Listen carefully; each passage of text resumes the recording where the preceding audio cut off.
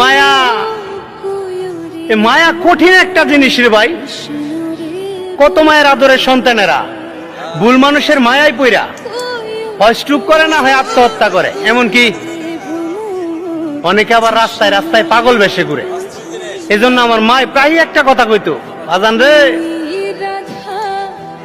কোন মানুষের অতিরিক্ত মায়ায় পড়িস না, পরে কিন্তু পস্তাইবি, সহ্য করতে পারবি না। আমিও একটা ভুল মানুষের মায়ায় পইরা ওই পথের যাত্রী হইয়া গেছি।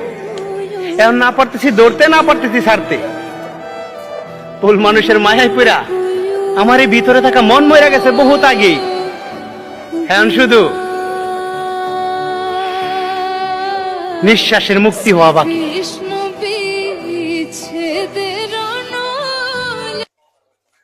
একটু গাঁজা খায় দেখ।